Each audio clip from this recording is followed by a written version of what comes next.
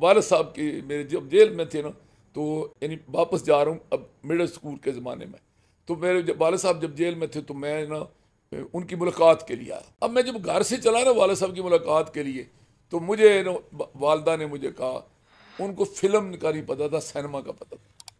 तो उन्होंने मुझे कहा तू चला है जेलम, कुछ और कुछ कर ना कर, सिनेमा नहीं देखना, सिनेमा नहीं देखना। यानी सिनेमा हालांकि जगह का नाम था ना, देखने वाली चीज़ तो फिल्म थी, तो उन्होंने फिल्म नहीं कहा, उन्होंने कहा सिनेमा नहीं देखना। अच्छा, अब मेरे अंदर ना तजस्सुस पैदा हुआ मैं सिनेमा होता क्या है, अगर ना बताते तो ना मैं इस पर तरफ आता।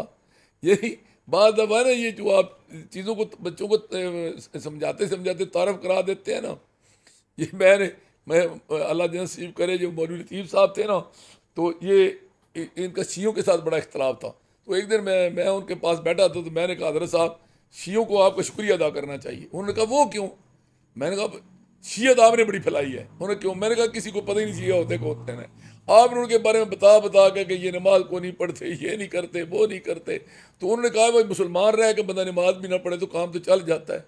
अच्छा, और जनाब वो नतीजा था ना कि हर बंदा जो है ना उस तजस्सुस में पड़ा है, और जो तजस्सुस में पड़ा है जिन्हें कमज़ोर सेन के थे वो सारे जी हो गए। तो ये जो है ना बच्चों को ऐसे तरफ कराना, ये भी गलत होता है कि आप उनको नजायज़ सख्त पाबंदियाँ लगाएं, एक बात को उनको इल्म ही नहीं है, आप वो भी उसको तारुफ करा दें। अच्छा, बच्चा है, उसके लिए शराब का नाम सुना ही नहीं, आपने शराब नहीं पीनी, आपने भांग नहीं पीनी, आपने चरस नहीं पीनी, आपने हीरोइन नहीं पीनी, भाई उसको पता ही नहीं है। अच्छा, बच्चे को सिगरेट आपने नहीं पीना, पीते देख के तो मना करें ना। अच्छा, वो अब हम इस तरह के नाम ले देते हैं ना, तो उनको उसका तारा हो जाता है। मुझे उन्होंने कहा सैन में नहीं जाना, तो मेरे दिल में तजस था कि भाई वो सिनेमा होता क्या है। यहाँ दीवारों पे लगा हुआ था कि जनाब 121वां हफ्ता, और जनाब जो है ना अपना फिल्म फन खान का और रीजेंट सिनेमा में जनाब खिड़की तोड़ हफ्ता, और साथ लिखा था कि जनाब जो पहले कुरंदाजी होगी पहले नंबर पे जो आएगा उसको साइकिल इनाम, उस साथ साइकिल भी लगी हुई थी, उसको दूसरे को सिलाई मशीन, तीसरे को पता नहीं क्या इनाम भी उन्होंने मुकर्रर किए हुए थे। तो मेरे अंदर वो तजस्सुस हुआ, तो अब मुझे मिर्जा लियाकत के पास गए ना, उन्होंने बड़ी खिदमत की, मेरा खाना वाना बड़ा किया। तो बड़ा खाना वाना करने के बाद उन्होंने कहा तू इधर बैठ में सो जा, तो ये बाथरूम है, तो सुबह मैं भी स्कूल जाना है, कॉलेज जाना है, तो खाला ने जाना है। खाला भी बहुत अच्छी खातून थी, मुझे बड़ा प्यार दिया, इज्जत दी। और उनका हालांकि उनका कीमती उन खरीद के दूध रखा हुआ था, मुझे वो दूध का भी उन्होंने कहा ये गाँव से है, दूध पीता, रात को गिलास दिया, सेवियाँ मुझे पका के खिलाई। तो अच्छा, एक दफ़ा मैं यहाँ एक मसरत शाह हाशमी था, वो भी डोगजमा का था, वो मेरा कल्बी दोस्त था, उसके घर गया। उसकी माँ बड़ी अच्छी थी, उन्होंने मुझे अपने साथ छत पे सुलाया, लेकिन उसका इतना ही बाप जो है ना वो बड़ा सख्त था। उसने कहा ये कौन पेंडू आ गया तुम्हारे घर? वो अच्छा, तो वो उनसे फिर वो हमारी दोस्ती आगे ना चल सकी। तो मेरे साथ लियाकत के पास बैठे ना, तो एक भट्ट साहब थे, उनके दोस्त वो आ गए। भट्ट साहब तो ये कोई पढ़ते पढ़ते नहीं थे, वैसे ही मल्लेदार में उनके दोस्त थे। तो उन्होंने कहा हाँ, भट्ट ने पूछा ये कौन? उन्होंने कहा ये हमारा रिश्तेदार है।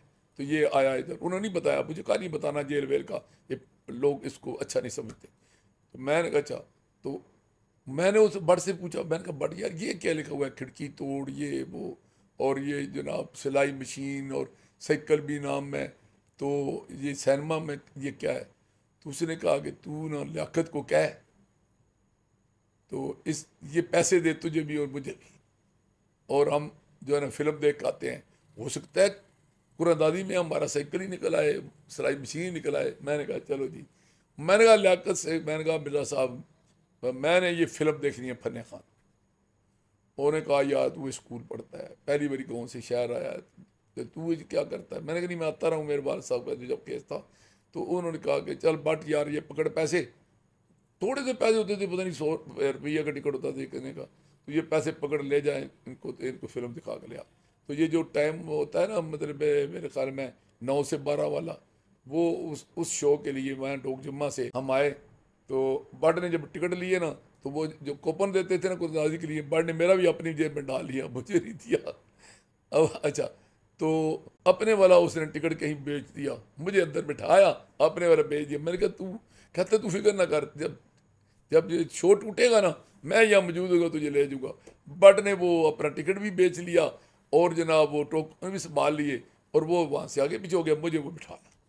अब फिल्म फन खान जो है ना, वो उसमें अलाउद्दीन हीरो था और नूर जहाँ के उसमें गाने थे और शायद हीरोइन भी नूर जहाँ थी।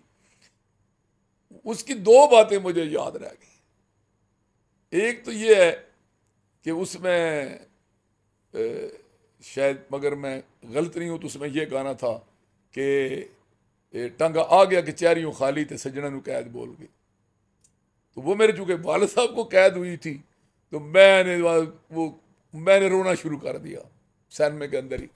तो मेरे साथ जो बैठे हुए थे वो ज़्यादातर कपल थे, तो उन्होंने कहा काका तू तू रोने के लिए आया है? और यार ये फिल्म है, ये असली कहानी नहीं हैगी, तू अनजाए कर यार। लेकिन वो मुझे तो अपने बाप का वो सीन याद आ रहा था कि मेरा टांगा आ गया कि चैरियों से जिन्होंने कैद बोल गई, मैंने सज्जन से अपना बाप ले लिया। अच्छा, उसमें एक और बड़ा सीन बड़ा मज़ेदार था जिसका ना फिर मेरी ज़िंदगी पे बड़ा असर है।